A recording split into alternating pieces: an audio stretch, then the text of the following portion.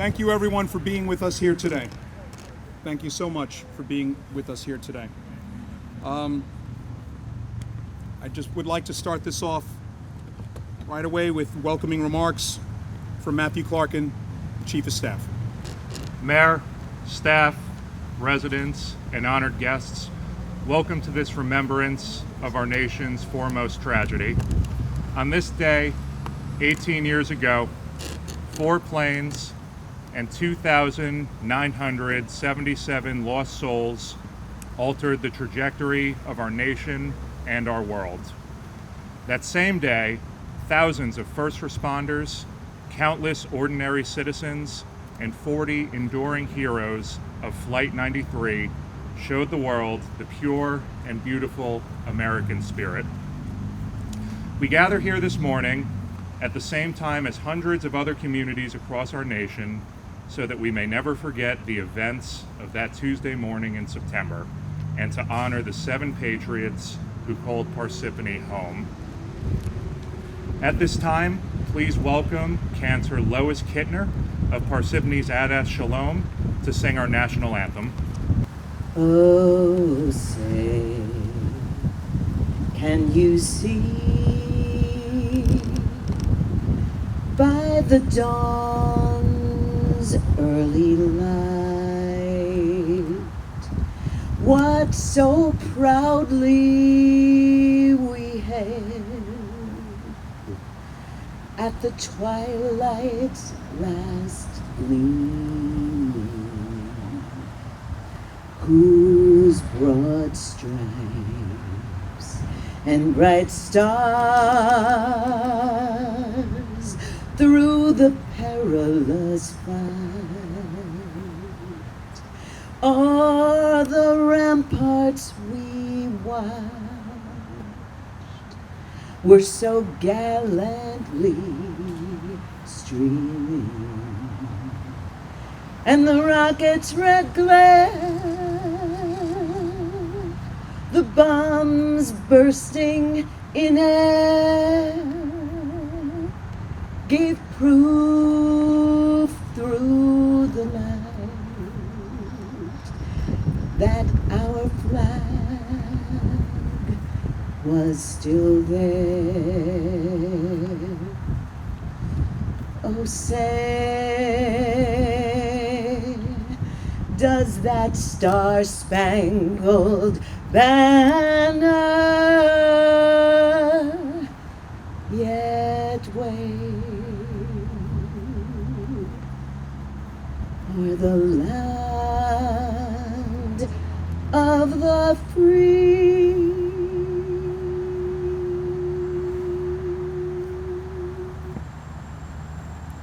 And the home of the brave.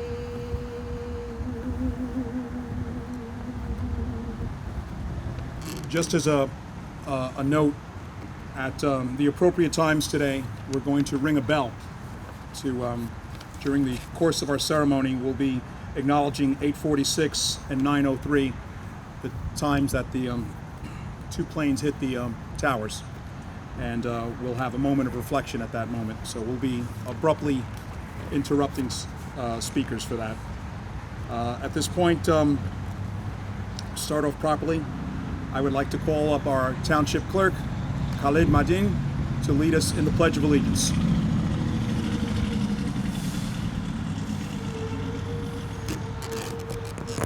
Thank you, Mayor. I pledge allegiance to the flag of the United States of America and to the republic for which it stands, one nation, under God, indivisible, with liberty and justice for all. I remember waking up that morning and looking outside and saying, wow, what beautiful weather it is. It's going to be a beautiful day. What a difference an hour makes. Today we honor the memory of 7 Parsippany residents that tragically lost their lives 18 years ago on September 11, 2001. Thousands of lives were lost and thousands of others were shattered. In our hearts, we remembered loved ones, friends, and neighbors who perished in the tragic events of those days. Our thoughts remain with those taken and those left behind. In front of Town Hall, we have a piece of the World Trade Center there as remembrance and memory of what happened that tragic day. We also have the names there on the flower bed of the residents who perished on that day. They are Martin Michael Borjewski, Antoinette Duger, Jason Kyle Jacobs, Michael John Pershering, Thomas Polhamus, Maria Teresa Santillan, Michael Charles Soresi.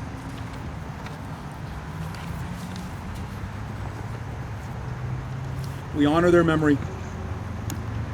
We remember them, but also we acknowledge and remember the way our community came together. Not just the community here in Parsippany, but the community of the United States of America. We also honor, as we saw tragedy on that day, we think of the heroism of our first responders. While people were running away, they were running in. And we salute. We have many members here in Parsippany as well who were there that day, who rushed in. So we salute our first responders, police, fire, EMS, and we thank you for your service.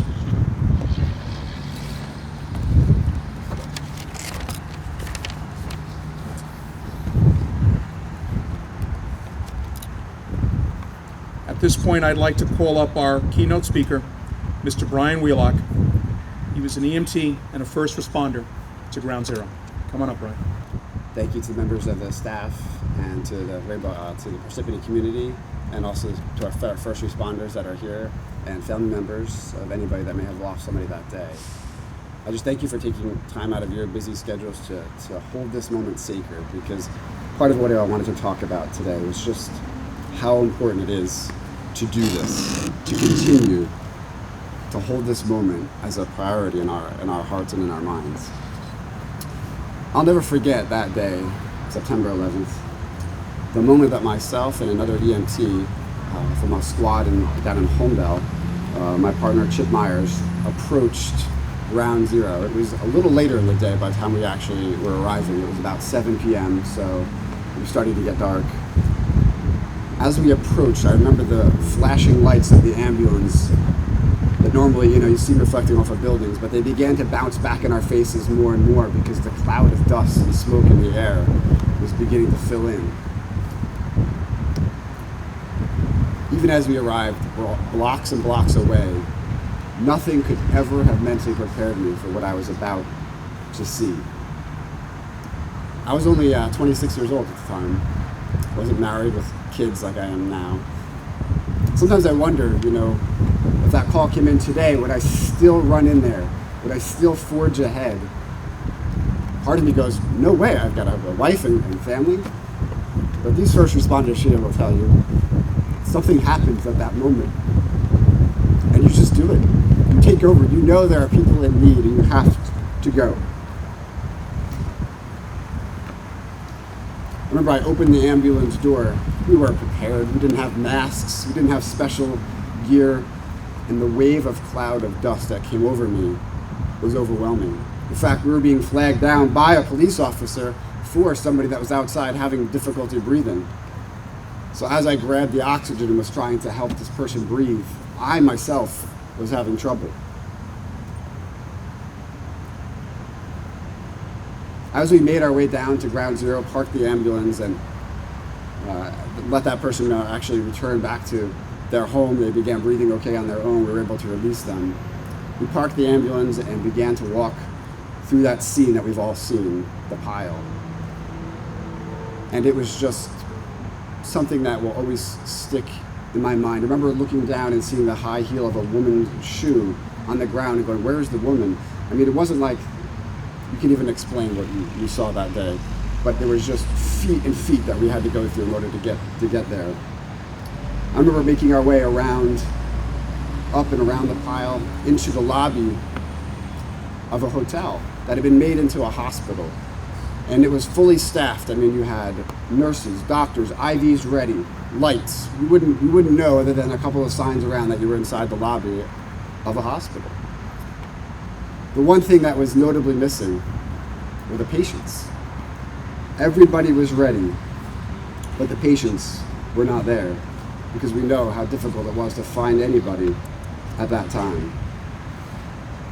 Finally, a report came in. They were pulling people out on the other side of the rubble. They requested those with ambulances with them to make their way around, return quickly to their ambulances, and follow a caravan to the other side of the pile. As we jumped in our ambulance and began to try to follow this caravan, several other ambulances in front of us, the amount of dust that was kicking up so much, you could not see more than a foot or two in front of you. So here we are in Lower Manhattan with no streets. There's nothing recognizable. Nothing. There was no street signs. There's nothing to tell you where you are. Being from New Jersey, our radio could not communicate with New York at that time. I sat there literally in this disaster scene saying to my partner, I said, we are not doing well here. We're breathing all this stuff in. We have nothing.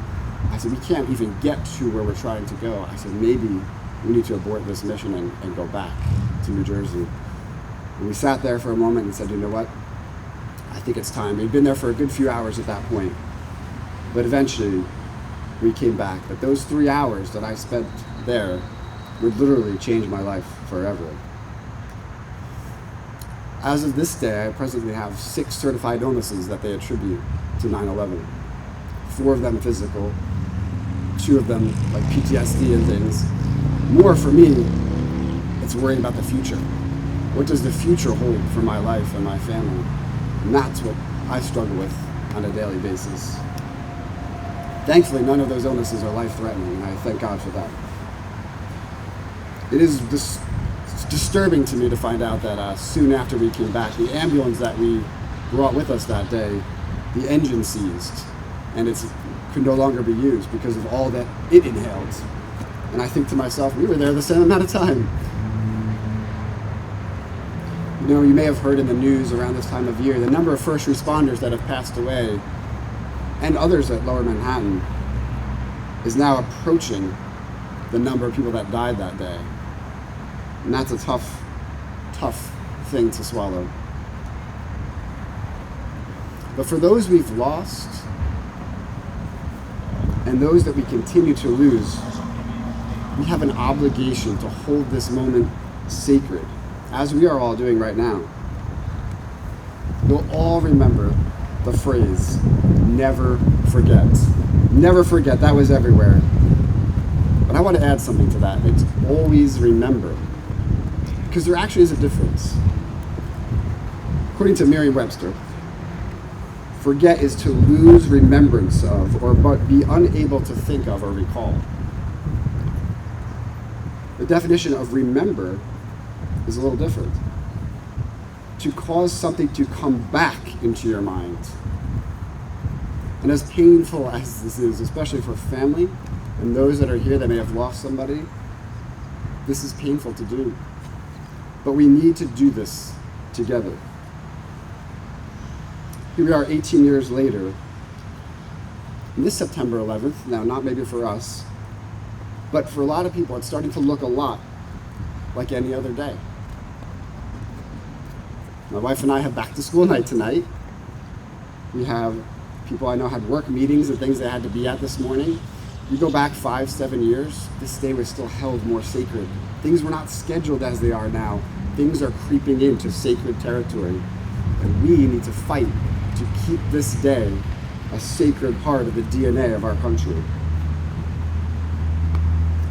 Even one of my daughters had a science experiment going on at the middle school today, and it shows, you know what, she needs to be there. 2 of my daughters are here. In fact, one of them has a dentist appointment after we leave. Oh, sorry, Molly. I think I warned her. But we need to remember that 9/11 is, again, part of our country's DNA. And you know what? If next year we have to be somewhere, and sometimes we may have to be somewhere, at 8:46 or whatever time the first plane hit, we need to take a moment to pause and say, you know what? raise our hand. If we're in a sales meeting, in fact, we need to ring a bell too. Sure, let's do that. Okay.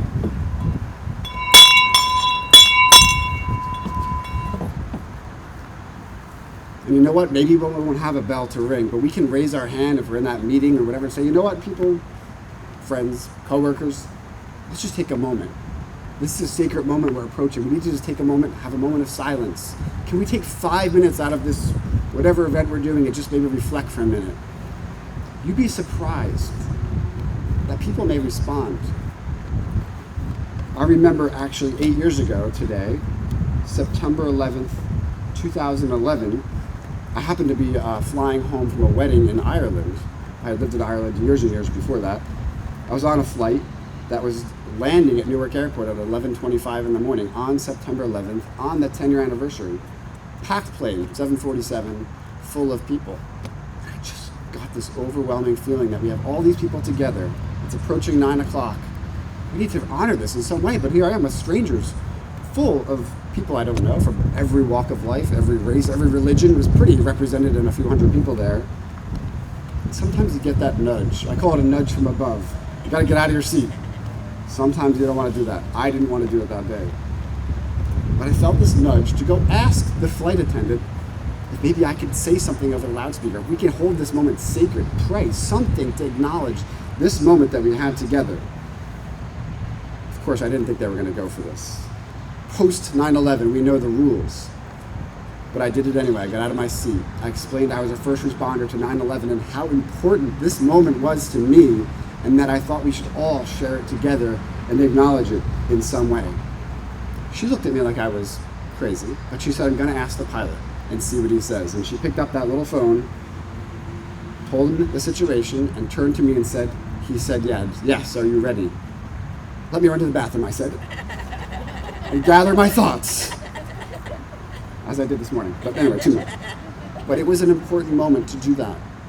And she walked me to the front of a 747 and said, ladies and gentlemen, a passenger wants to address the plane. Now, I have a feeling they were probably not, they were more concerned than they should have been at that moment. But I got on the loudspeaker and I explained that I was a 9/11 first responder and we were approaching that exact moment 10 years later. And I said, I think this is an important moment. I said, I know we have many walks of life here. I said, I happen to be a Christian, but I know people from every religion and faith here. We need to take a moment of silence, and if you won't mind, please, let's bow our heads. We'll take a moment of silence. I'll pray for a safe landing and that we can heal from this tragedy. I couldn't believe the response. Everybody, no matter what color they were, or type of any gender, whatever, they all bowed their heads, and we shared that moment together. When I completed that, everybody began applauding. I just prayed for protection and that God would give us the strength to heal and that we'd remember that moment was sacred.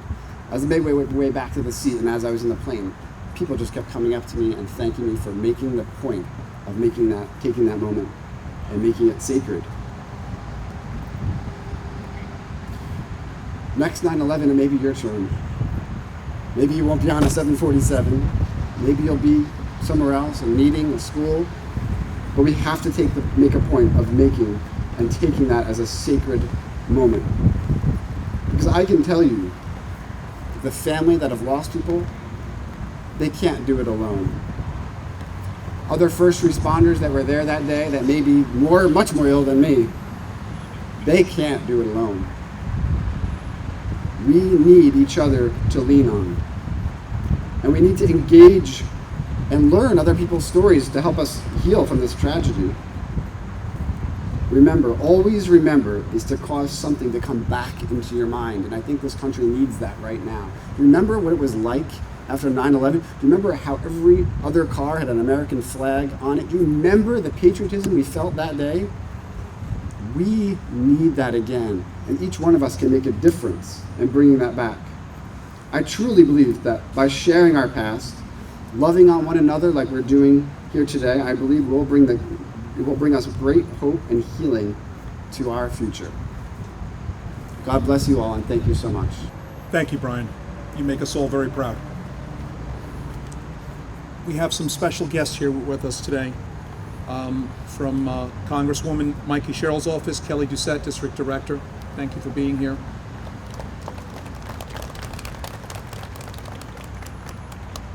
Assemblywoman Betty Lou DeCroce,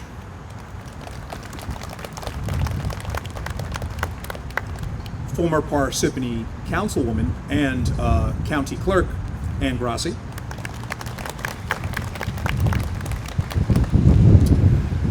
Councilmember Loretta Gragnani, and Councilman Michael DiPiero.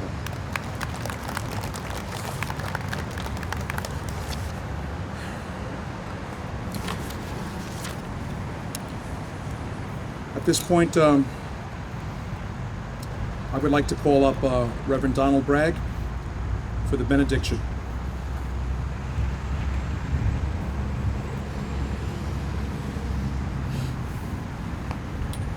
On September 11th, a day remarkably like this one, by mid-morning I was here, and it's one of the first times I think I ever felt truly afraid for all of our safety.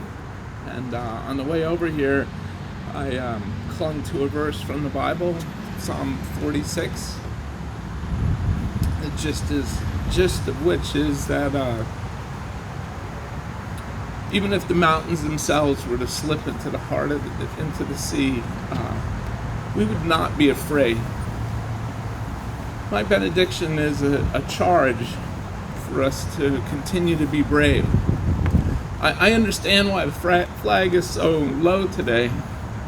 It's truly a painful thing. But what a pleasure it is to feel the strength of its presence here among us. So God bless.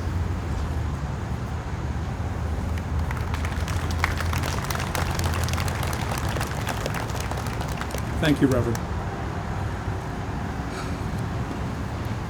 So, before we get to our closing, just to remind you again, we have the memorial in front of Town Hall. Afterwards, please take a moment, go by there, read the names and remember. Also inside Town Hall, right on the right side as you walk in, before you turn that corner to go to the clerk's office, there's an American flag there, folded up into a proper triangle, inside of a triangle case. That was presented to the Township of Parsippany on the 10th anniversary of the September 11th attack. So you may want to take a look at that. That's been hanging up there for quite some time now. And remember, never forget, but always remember. I'd like to call up Chief of Staff Matthew Clarkin for closing remarks.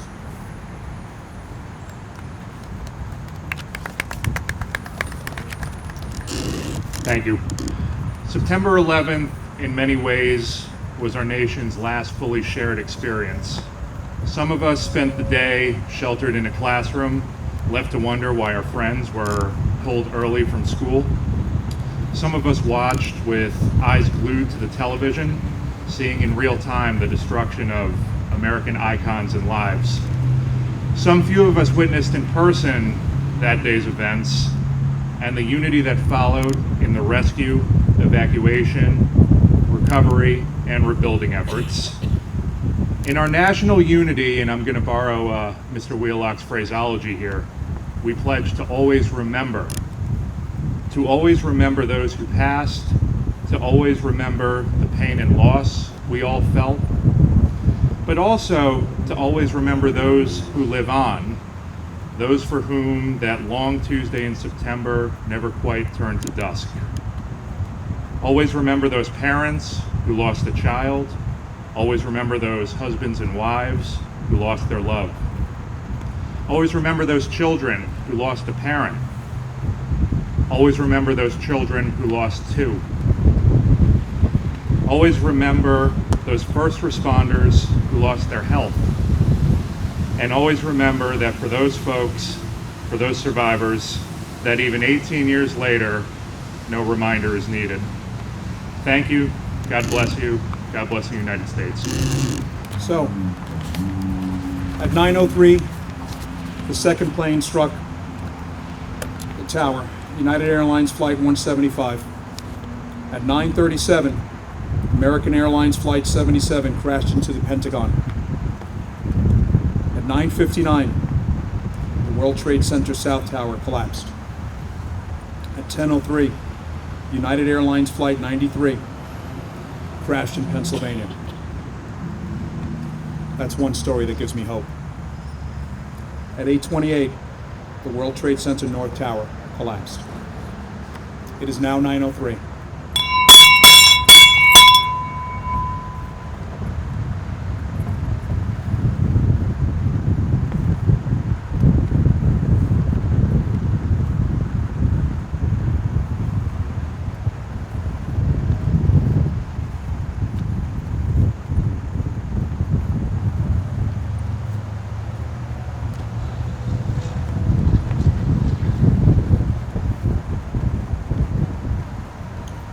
Thank you for being with us here today.